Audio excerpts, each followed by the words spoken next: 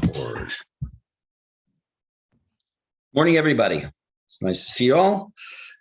Some of you, other than the black boxes. Today, learning, of course, Leilu Nishmat Avigdor Chayavram ben Mertzvi Rachalea. Shamash Shav and Aliyah. In addition to that, Refuah Shlema to Batya Chaya Bat Sarah Bracha. And finally, today is also my wife's father's yard site. Leib ben Betzalah Levi Zichrono Livracha Shebil Leilu Nishmato. Just as a personal aside, for one moment, I had the zechut of knowing Andy's father from the time I was 5 years old. We grew up right near each other, for those of you who don't know, and passed away at a very young age, just before his 50th birthday.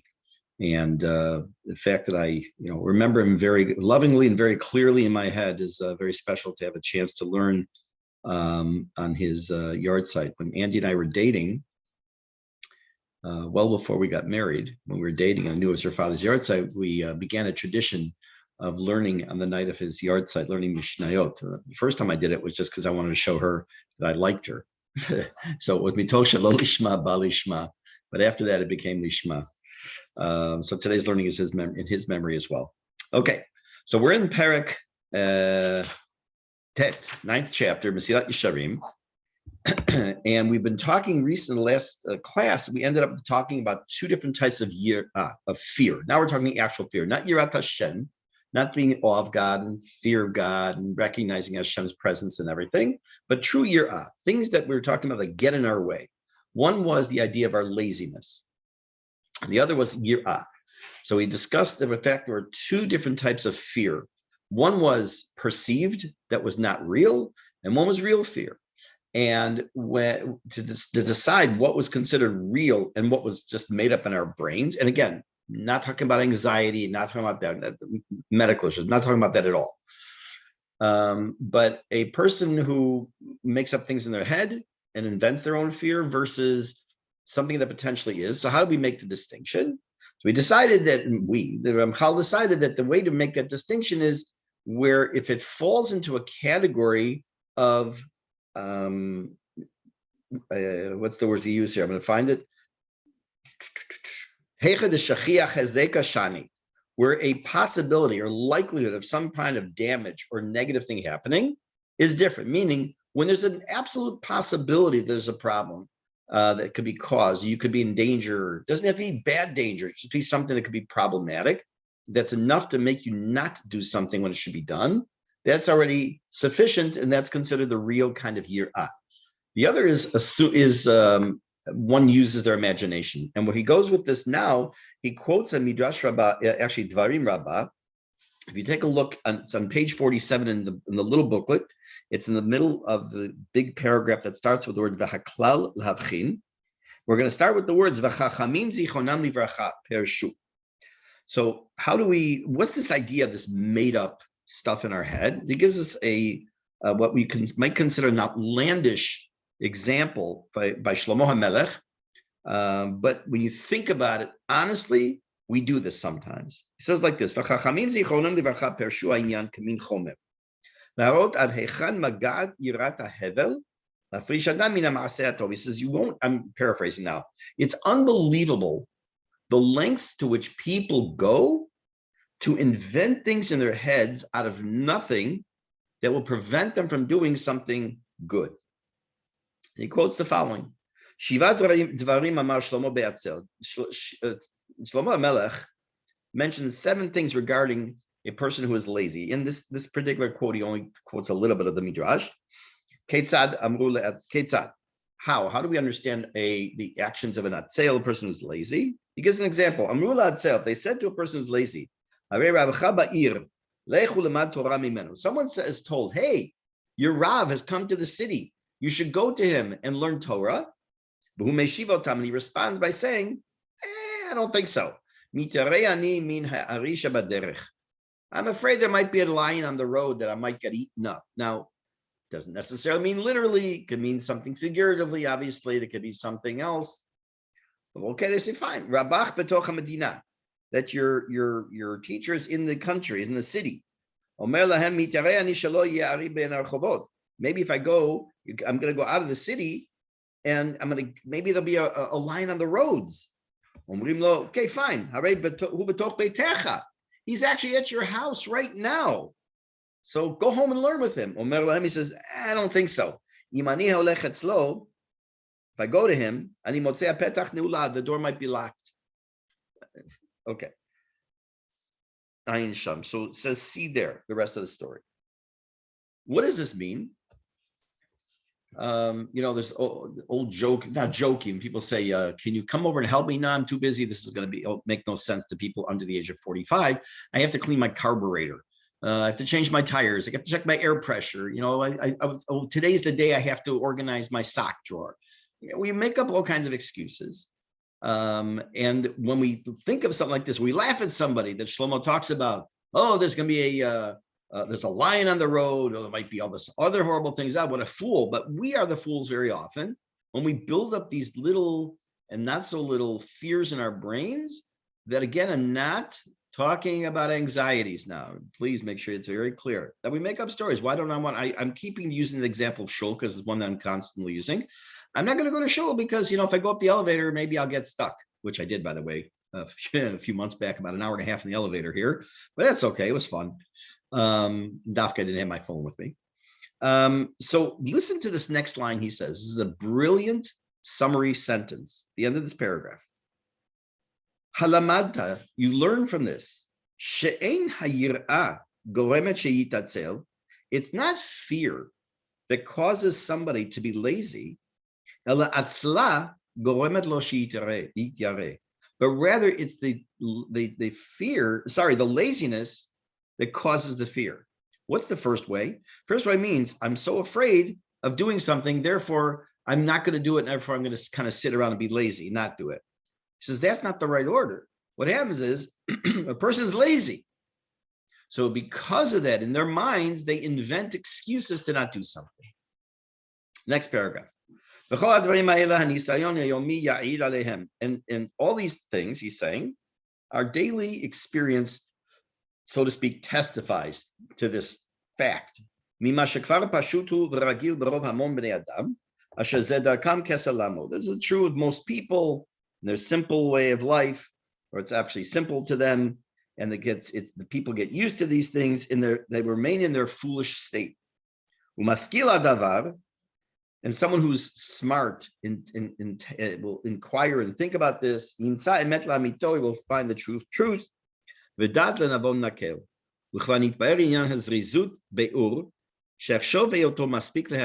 says, I think I've done a good enough job. Again, my word, not his. I've done a good enough job now explaining what exactly is zrizut, enough to awaken your heart. This is an important line. And this is a quote, a sort of a quote from Kohelet. Yosef Lekach. No, Mishlei. That a person who's wise will add to this and take a lesson. What does that mean? He says, look, I gave you the basics. I gave you the fundamental idea, the tools of what is Rizut, how you stay away from it, or how you get closer to it, how you stay away from the things that prevent you from it. I've done a good job, I think, but you still need to do your own homework. In other words, there may be things, maybe part of the equation here that doesn't apply to one of you or any of you. But when you think about it, you say, well, okay, I kind of do trick myself and deceive myself at times. So you need to do your own homework. Next paragraph. He's now,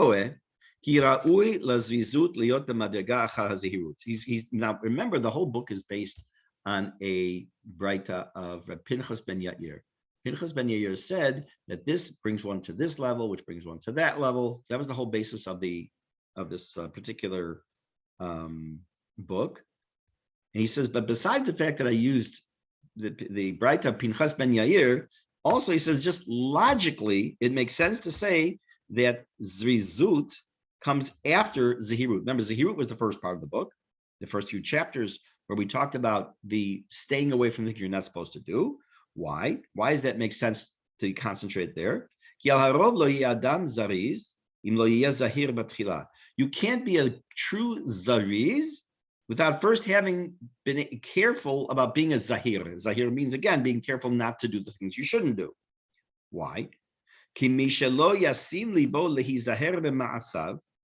person who doesn't pay attention to be careful about his actions, and to seek and to inquire and to think about his service of God, and all the ins and outs of the halacha, which is the midah of zihirut, being careful to not transgress averot. As I've written,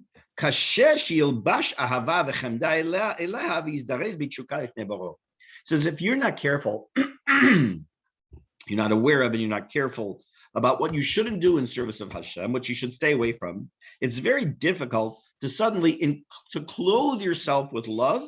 I'm explaining why I think he uses that word, with love and desire to be a zariz before God.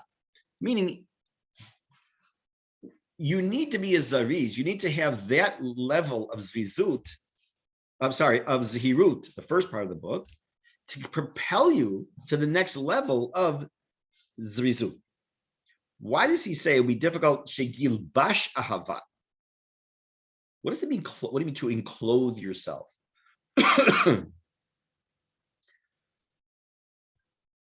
Where are the clothing worn? Clothing is worn on the outside. It's external only. Again, I just thought about this when I was looking this over, this chapter. In Tanya, this will be discussed extensively. So this is not the same connection as you'll see in Tanya about this, the concept of clothing. But when a person puts on clothes, they can just as easily take them off. So he says that even a person who wants to show a modicum of love for Hashem, zvizut to act, it's still hard to even get to that level, i.e. just to do it outwardly, without first having learned and gone into the idea of zihirut, of being careful. Besides which, and I'm surprised he doesn't quote it. Oh, he does. He does quote it, but only indirectly near the end of this paragraph. Besides which, we have the pasuk that says, sur meira vaseto. First, you have to go away from the bad and then do good. It's very difficult to try to change something of yourself at all. We know that. He starts the whole book off by saying it's easier basically to learn all of Shas by heart, he didn't use those words, than it is to change a character trait that's negative. But in order to change the character trait that's to do the positive, you have to first get away from the negative. Let's say a person who may do, who's very bad with Lashon Hara, to tell him all of a sudden, okay, stop speaking Lashon Hara. It's not that easy. Stop talking during davening. Not that easy. Stop whatever it is. But and not only do I want you not to talk Lashon Hara, I want you to always find the good in people and always be talking about the good. And when the Chafetz Chaim says, you be careful about that, I know as well. Depends who you say that to. But he can't go from one extreme to the other. It's in gradation. The Sur Meira first, and then the Asay Tov. Let's continue. Let's finish this paragraph. Because he's still mired and stuck in his physical desires. And he runs after his habits that distance him from all this. What's this? Zrizut. However, once he's already opened up his eyes to see his actions, and to be careful about them, and he's done the shikul, which we talked about before in the last few paragraphs before this section, that you've done this balancing, say, what am I doing wrong? Even when I'm doing it right, am I doing it the right way? Kasher Zacharno is already mentioned. Nakelhu lo shiasur minara. It will be simple for him. At least for the Ramchal it was. I hope for all of us. Be simple for us to turn away from evil, v'yishtokek el hatov, and be drawn towards goodness. V'yizdarezbo, and also he'll do it with zeal. V'zeh pashut. This is simple. This is obvious.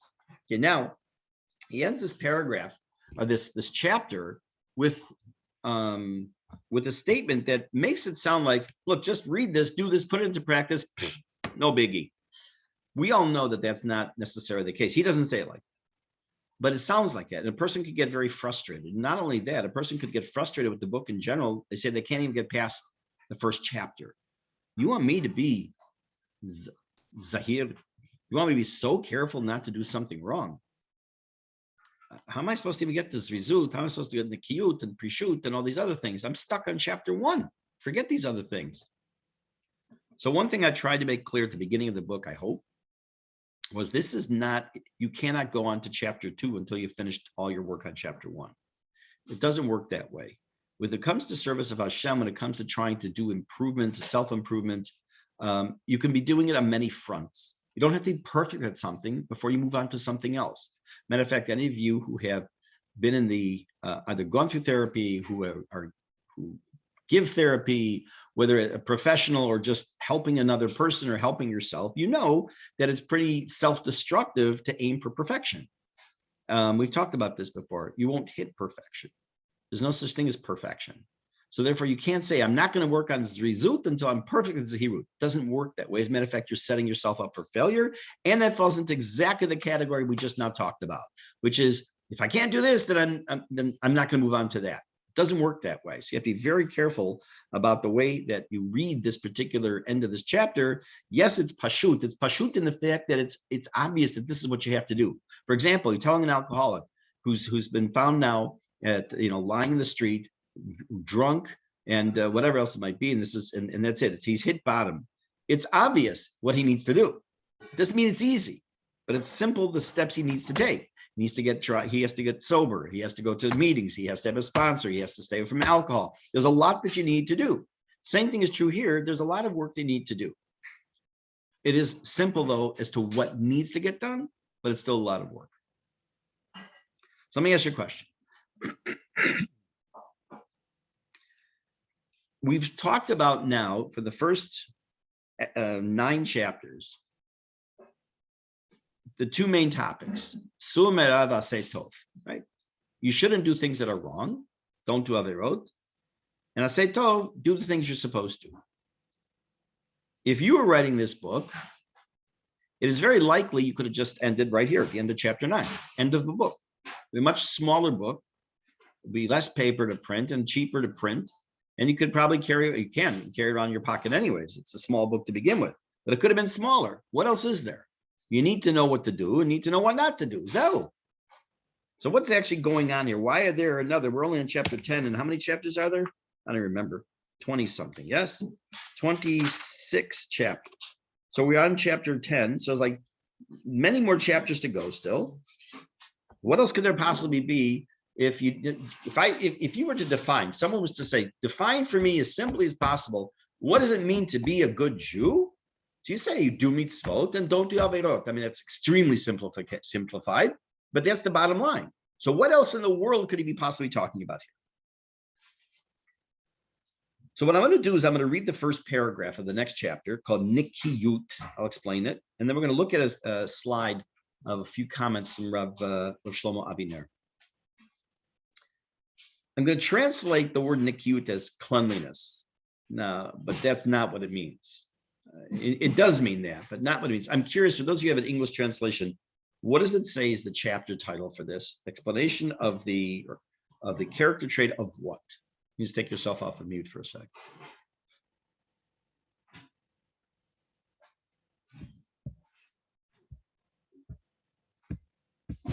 If you're going to tell me, you got to take yourself off mute, because I don't have the English in front of me.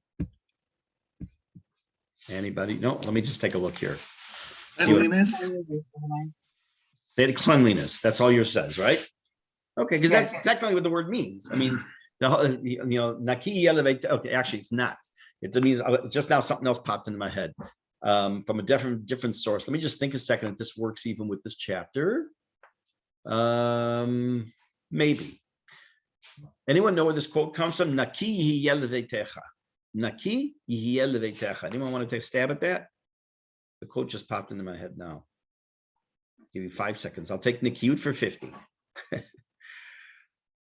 So when the Kohen Mashuach Milchama, there was a Kohen who was anointed to be like the leader of those who were going to go into battle when the Jews were going to go into war. He told the people 3 things, that if you fall into any of these 3 categories, you had to go back home. You didn't have to go out to the army. You didn't have to go serve. This is for Milchamet Reshut, meaning a war that the Jews chose to do, as opposed to Milchamet Mitzvah, which is a war that was brought to them, and they have to protect themselves. And the three people, the people who planted a vineyard but yet did not have harvest its first fruit, person who built a house and didn't yet do a Chanukat Habayit, meaning lived in it and established the house, and someone who has been betrothed, we call in English engaged, but it's kiddushin to a woman, and has yet to meet her. That's one thing. And then it also talks about a chatan. Talks about chatan naki elevato. He has to be free for his household. Meaning, we know this concept of a chatan. The first year of marriage, maybe you're not aware, but the first year a couple gets married, which is known as Shana Rishonah, the first year, the chatan needs the wife's permission to go away for a night without her if he has to go. If he's going to go on business, he's going to go whatever it's going to be. The first year, he needs. I mean, always you need to discuss this. So you don't just run away, obviously. But in general, the point is that when a person gets married, that during Shana Rishonah, they need the permission. His husband needs the wife's permission to be away from her for the night. And that's called naki elevato. He has to be available, clean. Doesn't mean he has to be clean in his house. That's also it'd be a good thing, but I don't know if that fits in here with this. But in any case, I kind of rambled on here in parenthetical statements. I'm coming back. So the title is Beyor Midata Nikiut. Nikiut means cleanliness, but we're going to see what that means. You know, my hands can be clean, but what does it mean when I say when David HaMelech says, Mi alev har Hashem umi yakum bimkom kadsho. Who will be able to ascend the mountain, meaning to go up to Har Habayit, to go to the Beit HaMikdash? He says, a person who is Niki Chapayim Uvar Levav. What's Niki Chapayim? Means just his hands are clean. Means there's nothing that doesn't belong to him in his hands. He has no ill-gotten gain, whatever. So Naki there does not mean cleanliness. It means there's no sig, there's no imperfection, no impurity that's connected with that. So let's see how this plays out. Let's take a look at this first paragraph, and then we'll see what Rav Aviner has to say about it.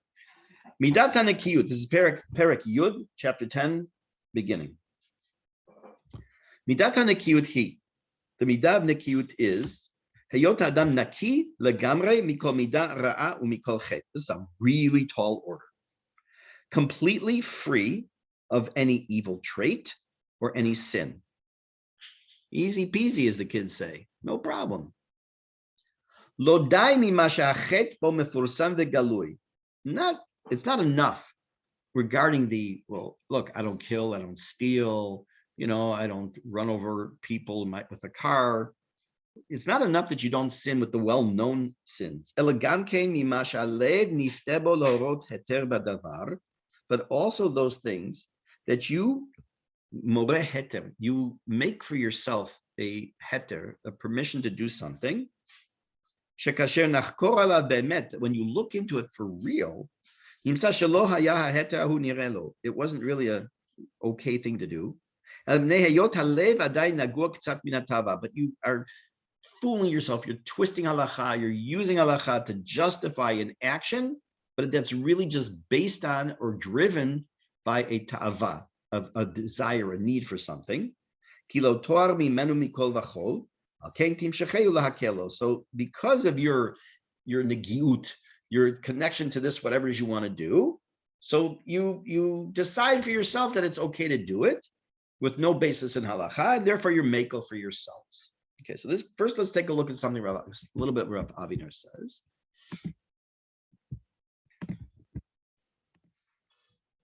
Okay, let's look at this page first. Just a couple of comments from him, and then we're going to talk a little bit about this whole idea. He deceives himself by saying it's okay.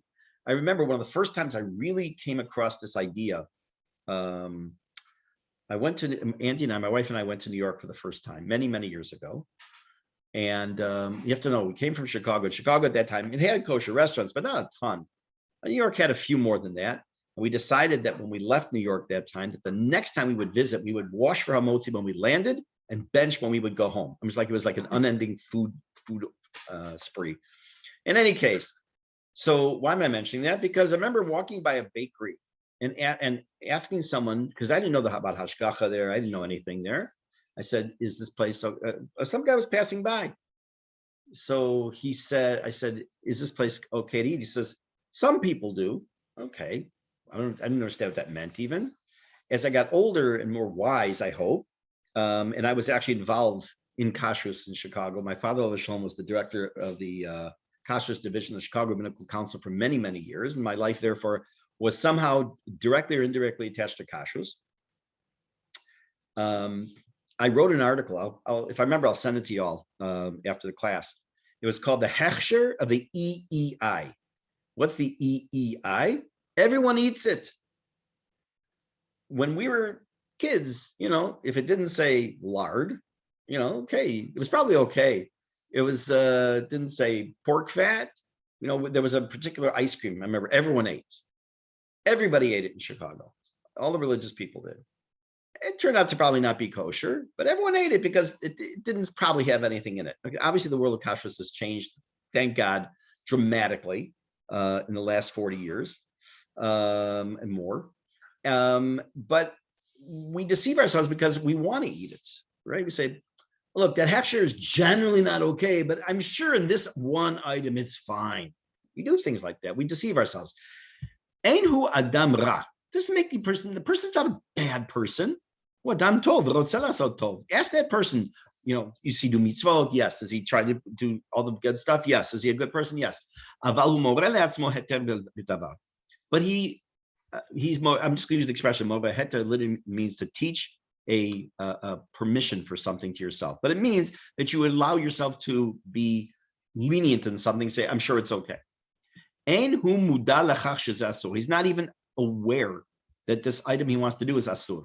Therefore, if he doesn't know, then what are we supposed to say to him? I'm like, okay, you should have known that you don't stop, in the middle of traffic and wave down a bus.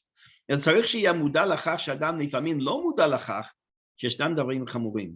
have to be aware, you have to know that sometimes people don't know, and that there are things out there that are pretty strong issues that need to be dealt with. Are you aware the fact that living in Chutz La'aretz is not okay? This is Rav Aviner. Me too, by the way. You understand he's staying there, not because the person living in Chutz La'aretz is a rasha, chas v'shalom. But he's unaware of the fact that to make aliyah is a mitzvah. By the way, it's a mitzvah, and they talked about it's a mitzvah from the Torah. It's a mitzvah chiyuvit, which, if you're not sure what I'm talking about, look at the on YouTube. Look at the shiur I gave on mitzvah aliyah Eretz Yisrael. Bevadai eino mavin. He just doesn't understand.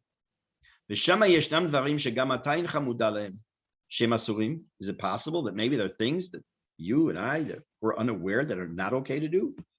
Ani modeh b'chach. I admit it. But how am I supposed to know? Yeah, there's things I don't know. I'm talking about myself. There are plenty of things I don't know. But so how are you supposed to know? Okay, go to the Chachamim, learn, meaning learn Torah. Buy yourself a kitzur. You don't have to know Shas by heart. You don't have to know the entire Shulchan Aruch by heart. Buy yourself a kitzur Shulchan Aruch. You don't know how to understand Hebrew well enough? Buy it in English. There's a million shiurim online. The computer can be used, trust me, can be used for a billion things that you shouldn't use it for. It can be used for hundreds of millions of things that are good. Go online, type in a topic, learn the shiurim. Oshal chachamim, ask questions, because you didn't and you can't think of absolutely everything. And by the way, this he doesn't talk about it here, but this also feeds right into the topic of aseh l'charav. You have to have someone to ask questions to. You have to have someone, and by the way, you can have more than one. You can have someone you ask your questions in Hilchot Nidan, in Hilchot Mitzvot HaTluya Ba'aretz, and Basar V'Chalav. It's okay, but you can't pick and choose to say, I'm going to ask this Rav a question. If I don't like the answer, I'm going to ask somebody else. So you can't do that. You have to be careful, but you do need to have someone you can go to ask your questions on a consistent basis and be willing to accept the answer. Now, there have been times when people have asked me a question and will disagree with my answer. And that's fine, by the way. They'll challenge the answer in a respectful way, almost always. And when they do, what normally will happen is I will question myself, unless it's 100% black and white question. And I'll go back and I'll look at it up. And it does happen that I'll come back to the person and say, you know what, you were right. I just didn't have all the circumstances. I misunderstood the question, or just I made a mistake. And that's fine. That's fine.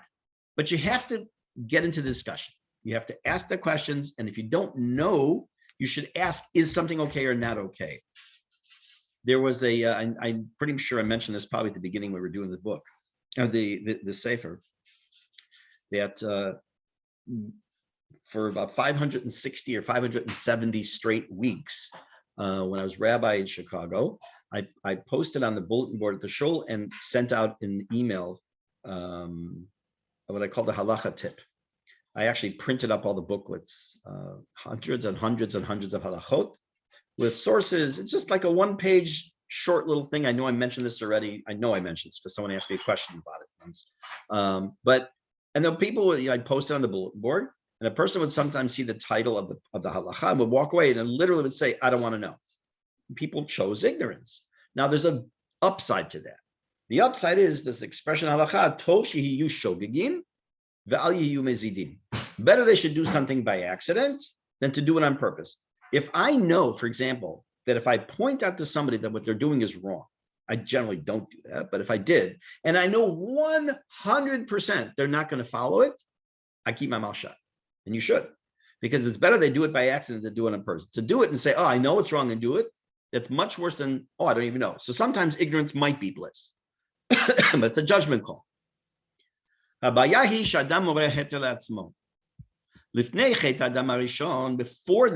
Adam Arishon sinned the first time, Adam yada beviru. Adam knew clearly, yesh tov v'yesh ra. There's good and there's evil.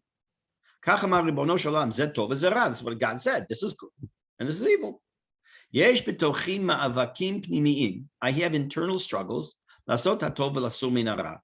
Aval kol barur. I have inside me at that time, meaning before Adam sinned, I have a struggle to do good or evil. But it was very clear what was good. It was very clear what was evil. But the nachash, the quintessential Yetzer Hara, entered Adam, and therefore us as well. Meaning, until Adam, so the question is, wait a minute, if Adam didn't have a Yetzer Hara, how did he sin? Classic question. So the difference between before the Chet and after the Chet is that before the Chet, the Yetzer Hara was external. After Chet Adam Rishon eating from the Eitz Hadat, it became internal, became an internal part of the person. If you want to know more about that, it even gives you the comment here to check the Nefesh HaChaim. That's Chaim Volozhin in Parak Aleph, is paragraph Vav. Shuv ein kan mishu mibachutz shelo chesh li yaseh ra. There's no one standing next to me. Do bad, do bad, do bad. Ze bifnim bitochi. This is inside of me. Ani yodeh levad matov umara. I know what's good and what's bad. Anihu yodeh tov v'ra. I am the one who knows good and bad. If you ask me, is it good to speak Lashon Hara? Is it good to talk when you're putting on your tefillin? Is it good to all these things? No, of course not. God doesn't know on my behalf. I know myself what I'm supposed to do and not supposed to do. What's good and bad. Now I'm doubly confused. Aleph. On the one hand, I have this struggle between good and evil. Bet yesh li mavak nosaf, I have an additional struggle. Ladat mahu tov umahu ra u'shneim muravim zeh bazeh. This kind of goes back to the first chapter, meaning it's not enough to know I know I shouldn't do bad and I know I should do good. I know what is good, I know what is bad. It's sometimes I don't even know what bad is and I don't know what good is. I'm not aware of the situation. I'm not aware of the halacha. Because I have a Yetzer Hara to do evil, he bribes the intellect. Don't worry about it. I'm sure it's okay. It's fine. We've already seen before in Mesilat Yesharim that anytime you're makel in something, when you're lenient, you should still investigate, make sure it's a true kula. It doesn't mean that a leniency is not okay. There's no requirement to be machmir on yourself, for no need. And then he goes on and requotes Mesilat Yesharim. 1 second. I want to go back here and make this big. Oopsie.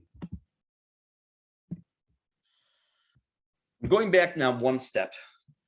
This is the beginning of going back the whole paragraph we just did here in the book. I'm going back now to the beginning a little bit and comment what Rav Aviner says at the beginning of this chapter, because I kind of alluded to most of it already.